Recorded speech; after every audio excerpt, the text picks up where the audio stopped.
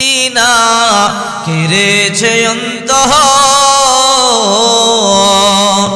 ওই মদিনার পথের দুলি আমি মাখতে পারলাম না, মদিনা যাইতে পারলাম না, মদিনা দেখতে পারলাম না, মদিনা নাম কদম দূর,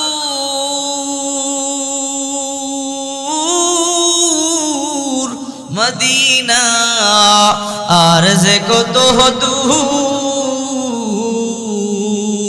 মদিনা নাম কদম দূর,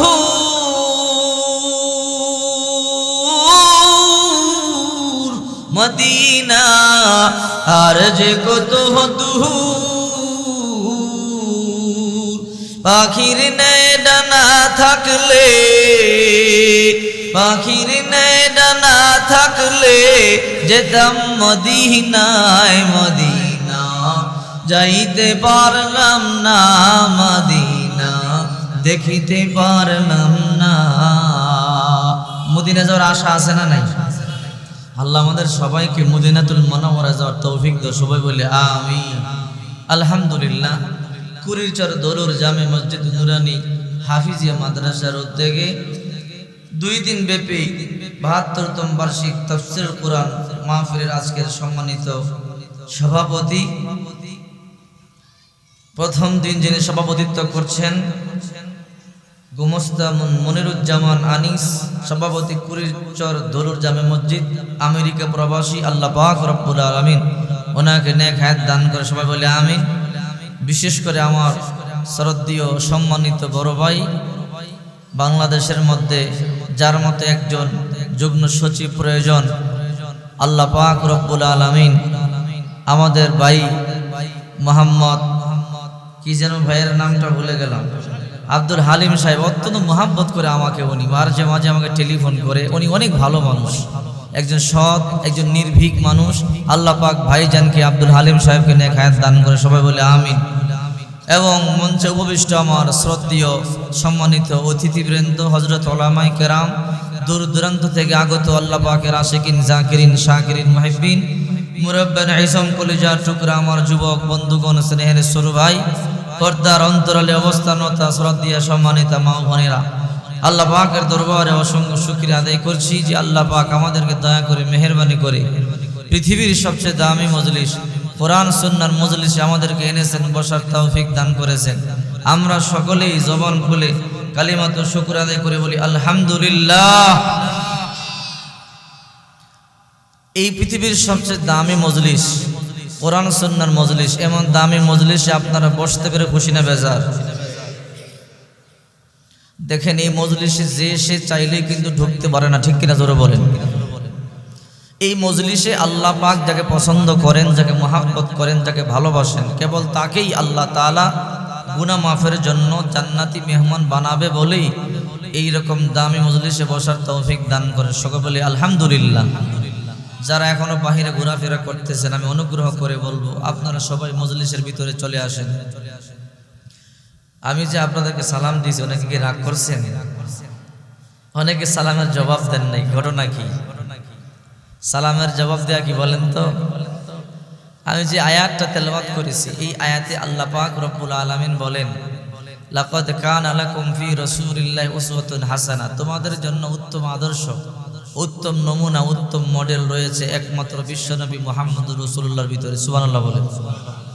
রাসূলুল্লাহ সাল্লাল্লাহু আলাইহি সাল্লামকে যে ব্যক্তি জীবনে, পারিবারিক জীবনে, সামাজিক জীবনে, রাষ্ট্রীয় জীবনে ফলো করবে, ওই ব্যক্তির ব্যক্তি জীবন, সামাজিক জীবন, পারিবারিক জীবন, রাষ্ট্রীয় জীবনকে আল্লাহ তাআলা পৃথিবীর মধ্যে সবচেয়ে সুন্দর বানিয়ে দিবে। সুবহানাল্লাহ বলেন।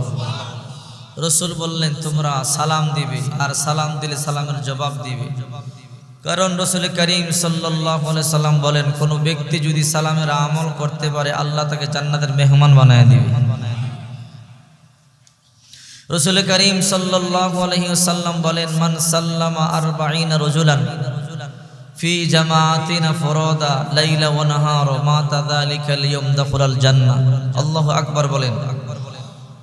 কোন ব্যক্তি যদি দৈনিক 40 জন মানুষকে সালাম দেয়, কয়জন মানুষকে? মাত্র 40 জন মানুষকে সালাম দেয় মাতা যালিকাল ইয়াউম, আর ওই দিন যদি মারা যায় দাখলাল জান্নাত, জান্নাতে চলে যাবে। আচ্ছা, একটা মানুষ চেষ্টা করলে দৈনিক 40 জন মানুষকে সালাম দিতে পারবে কি পারবে না? সালাম দিতে ওযু লাগে? নির্দিষ্ট ব্যক্তি আছে, চেয়ারম্যান সাহেব, এমপি সাহেবকে সালাম দিতে হবে?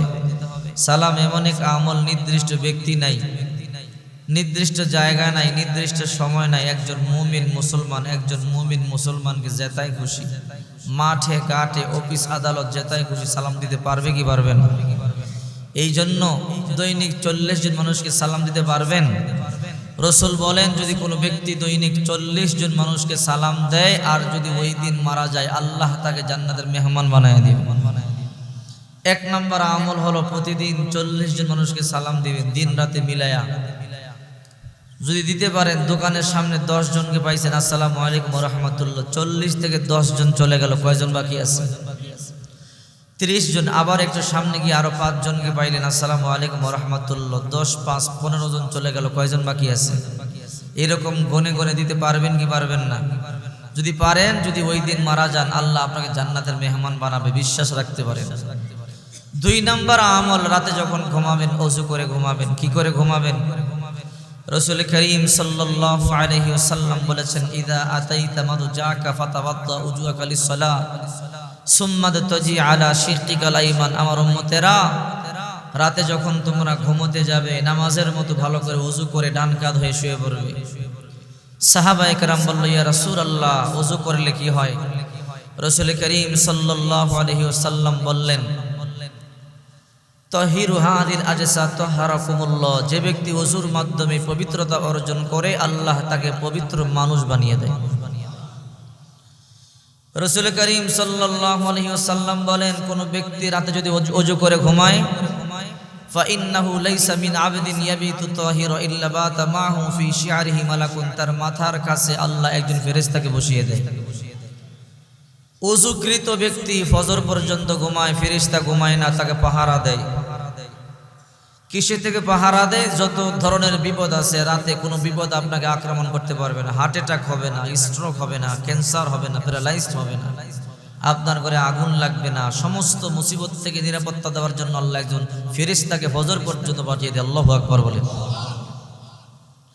শুধু এখানে শেষ নয়, রাসূল করিম সাল্লাল্লাহু আলাইহি ওয়াসাল্লাম বলেন, লা ইয়ানকাল্লাবু সাআতাম মিনাল লাইল, যখন কোনো বান্দা বান্দি ওযু করে ঘুমায়, ওযু করে ঘুমাইলে রাতে ঘুমের মধ্যে অজান্তেই আমরা ডান কাঁধ বাম কাঁধ পার্শ্ব পরিবর্তন করি কি করি না?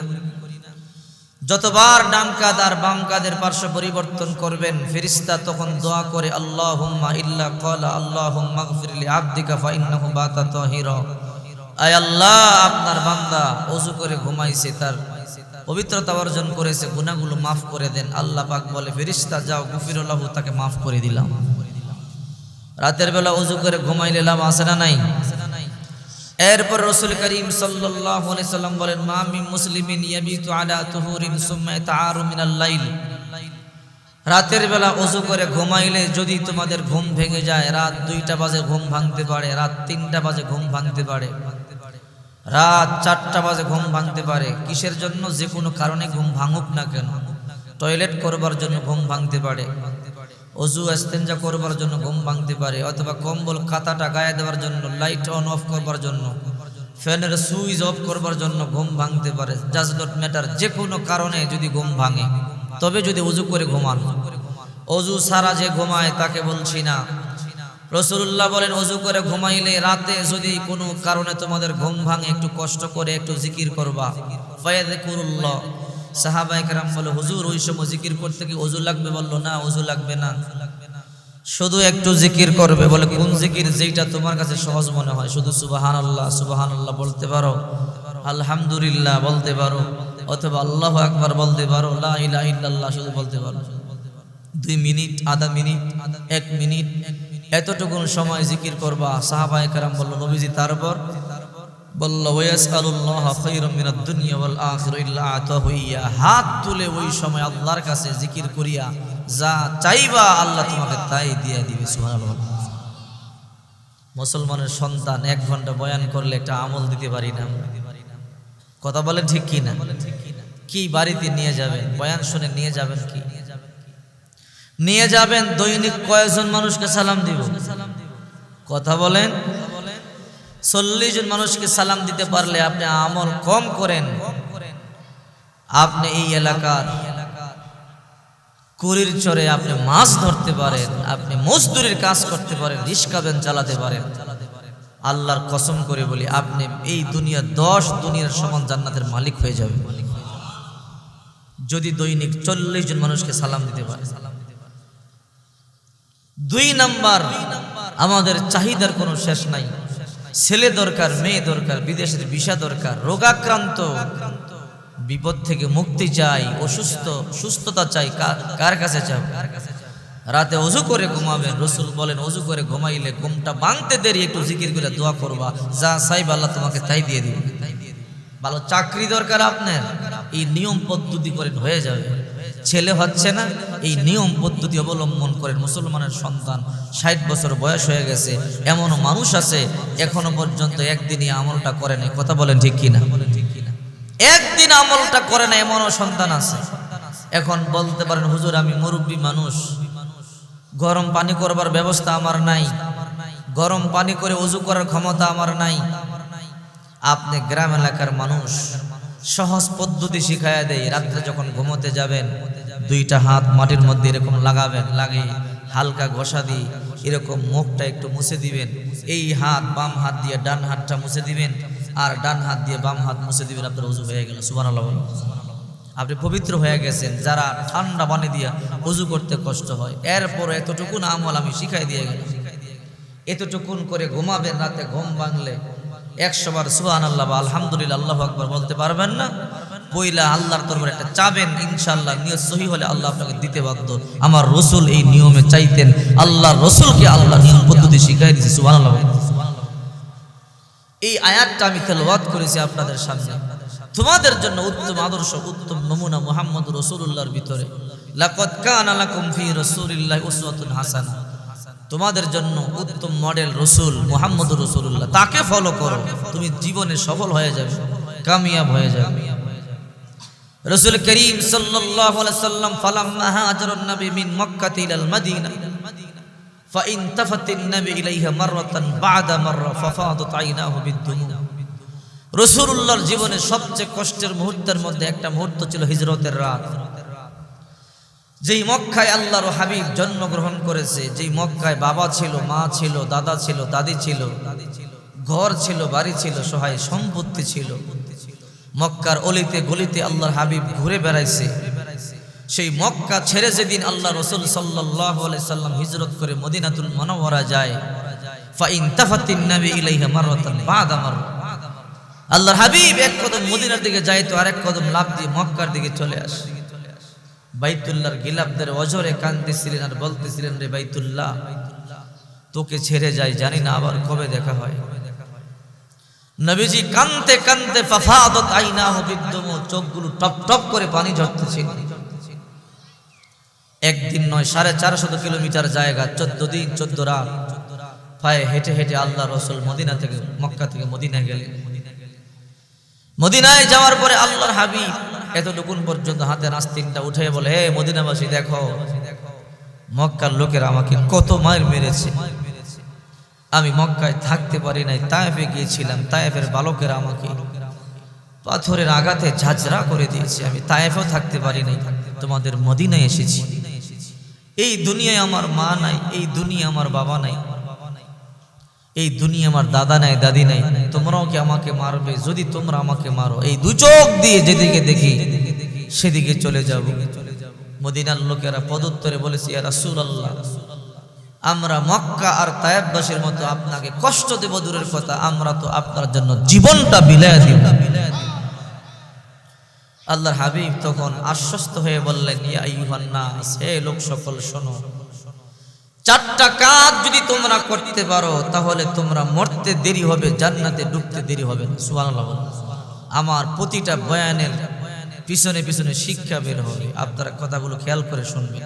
ওই ওয়াজের কোনো দাম নাই, ঘোড়ার ডিমের দাম আছে, ওই ওয়াজের দাম নাই যেই ওয়াজে 2 ঘন্টা ওয়াজ করে একটা আমল দিতে পারে, যেই ওয়াজে মানুষের জীবন পরিবর্তনের শিক্ষা দিতে পারে। কথা বলেন ঠিক কিনা? কথার পিছনে পিছনে যে আমলগুলো বলবো আজকে মনে রাখবেন, জীবন পরিবর্তন হয়ে যাবে, জীবন সুন্দর হয়ে যাবে, জীবন গোলাপ ফুলের মতো ফুটে যাবে। দুনিয়াতেও সুখ শান্তি পাবেন, পরকালও সুখ শান্তি পাবেন। আল্লাহ তো ওয়াদা দিয়েছে, মান আমিলা সালিহান মিন যাকারিন আও উনসা হুয়া মুমিন ফালানুহিয়ান্নাহু হায়াতান তাইয়্যিবা। যদি নেক আমল করার মতো করতে পারো, আমি ওয়াদা দিচ্ছি দুনিয়াতে পেরেশানি লাগবে না, আমি আল্লাহই তোমাকে কুদরতি ভাবে গায়বী ভাবে সুন্দর একটা জীবন দান করে দিব। মিয়া টাকার পিছে দৌড়াতে হবে না, টাকা আপনার পিছনে দৌড়াবে।